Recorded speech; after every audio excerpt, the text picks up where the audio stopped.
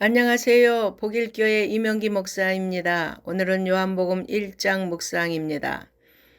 요한복음의 기록 목적은 사람들로 하여금 예수께서 하나님의 아들 그리스도이심을 믿게 하고 또 그 이름을 힘입어 생명을 얻도록 하는 데 있습니다. 본문에서 요한이 소개하려는 핵심 주제는 예수님을 신성을 소유한 존재로 선언합니다. 예수님의 신적 존재인 것을 말하기 위해 요한은 예수님이 세상 창조 시에 창조주 하나님과 함께 계셨고 그분과 함께 세상을 창조하셨다고 말합니다. 이는 예수님의 신성을 가장 직접적으로 증언하는 말씀으로 기독교의 핵심 교리인 삼위일체 사상의 중요한 근거가 됩니다. 사람들은 세례 요한의 증거를 통하여 세상에 온 참빛을 영접하여야 했습니다. 그러나 참빛이 세상에 왔을 때 세상은 그를 깨닫지 못하였고 알지 못하였고 영접하지 아니하였습니다. 그러나 빛을 영접하는 자들도 있었으니 그들에게는 그 빛이 하나님의 자녀가 되는 권세를 주신 것입니다. 즉 하나님의 자녀가 되는 것은 생물학적 요인에 기인하지 않고 오직 하나님으로부터 나야만 가능한 것입니다. 예수 그리스도는 이 땅에 오신 하나님이신 것입니다. 주님이 이 땅에 오심으로 지금껏 아무도 하나님을 본 자가 없었으나 예수님의 인성을 통해 하나님의 영광의 광채를 목격할 수 있게 되었습니다. 이 모든 것은 하나님의 아들의 성육신의 영광을 직접 목격했던 사도 요한의 감격적인 증언이라고 고백합니다. 이스라엘은 말라기 선지자 이후 400여 년 동안 뚜렷한 하나님의 계시가 없이 이방 민족, 특히 로마의 지배를 받으면서 백성들 사이에서 구약에 예언된 메시아에 대한 대망이 싹트기 시작했습니다. 그런 와중에 세례 요한이 혜성같이 나타나 회개의 세례를 베풀자 백성들은 신선한 감동과 충격을 받고 그에게로 몰려갔으며 백성들 중에는 메시아가 아닌가 생각했습니다. 그래서 제사장과 레위인이 세례 요한의 신분에 대해 질문한 것입니다.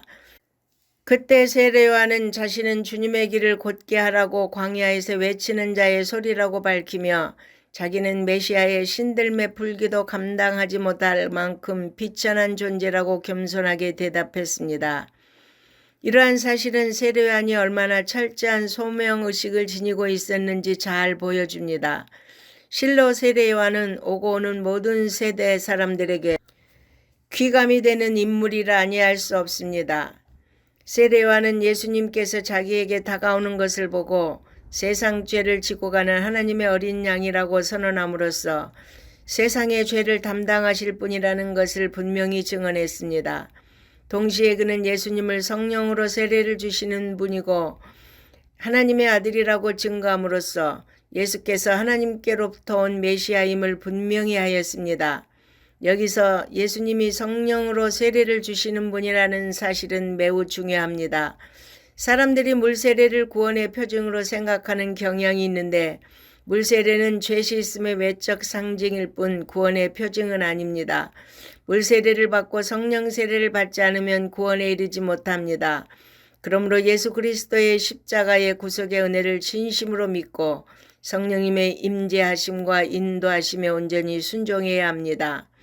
본문은 예수께서 유대 땅에서 세례 요한에게 세례를 받으시고 제자들을 부르셨다고 기록하고 있는데 공관복음에서는 예수님의 처음 네 제자가 갈릴리 바닷가에서 소명을 받은 것으로 기록된 반면 여기서는 유대 땅에서 부름받은 것으로 기록되었습니다. 일반적으로 유대 땅에서의 부름은 단순한 만남이며 갈릴리에서의 부름이 본격적인 제자로서의 소명인 것으로 봅니다. 나다나엘은 메시아를 묵상하며 기다리는 자였지만 지식적 한계와 편견 때문에 빌립이 예수님을 메시아로 소개했을 때 주님을 인정하지 않았습니다.